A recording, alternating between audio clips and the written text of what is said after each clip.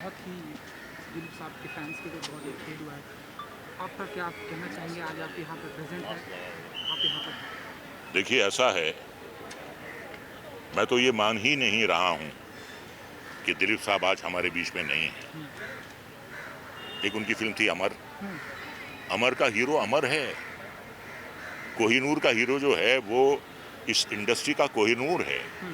कोहिनूर की चमक कभी कम नहीं हो सकती और अमर कभी मर नहीं सकता, क्योंकि दिलीप साहब ने अपना काम मेहनत से नहीं किया। दिलीप साहब ने अपना काम तपस्या से किया।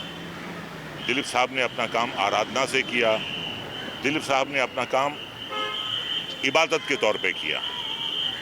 यही वजह है कि आज उनके जो प्रशंसक हैं, उनके जो परस्तार हैं, आज उनकी इबादत करते हैं। लोग उनकी कला की पूजा करते हैं, क्योंकि उन्होंने काम को पूजा समझ के किया। तो मैं यही कहूँगा कि पैसे के लालची नहीं थे वो। अगर किसी चीज़ की लालच थी उन्हें, तो वो थी अच्छे काम की, वो थी अच्छे स्क्रिप्ट की, और जो सबसे बड़ी उनमें क्वालिटी थी ना कहने की। ना कहने की कि अगर स्क्रिप्ट समझ में नहीं आ रहा है, अगर रोल समझ में नहीं आ रहा है तो ना कह दो। इसीलिए साल में एक फिल्म करते थे। और मुझे अच्छी तरह याद है, ये 1968 की बात है।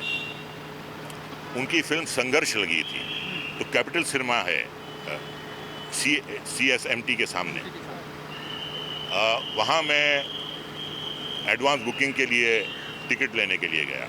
सुबह 7 बजे मैंने लाइन लगाई और 2 बजे तक मेरा नंबर नहीं आया और एडवांस बुकिंग बंद हो गई। ये क्रेज था उस शख्स का।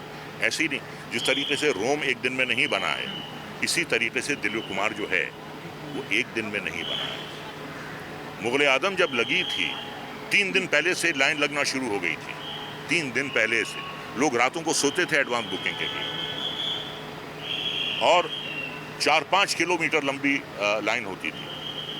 आप ये समझें कि बॉम्बे सेंट्रल से लेकर महालक्ष्मी तक लाइन लगती थी। अब ये कहाँ है? उन्होंने कभी साबुन नहीं बेचा, उन्होंने कभी शैम्पू नहीं बेचा टीवी पे आके, उन्होंने कभी कोई तेल नहीं बेचा, उन्होंने कॉस्ट्यूम नहीं बेचे। अगर उन्होंने कुछ बेचा तो कैमरे के सामने अपना फन बेचा। इसीलिए एक दिलीप कुमार है। हजारों साल नरगिस अपनी बेनूरी पे रोती है, बड़ी मुश्किल से होता है चमन में दीदावर में। दिलीप कुमार एक था। ऐसा डेडिकेशन, ऐसी तपस्या किसी और में नहीं हो सकती। वो एक अलग मिट्टी के बने हुए थे। एक दिलीप कुमार 1000 साल में पैदा होता है। अब अगला कब पैदा होगा नहीं मालूम। Thank you sir.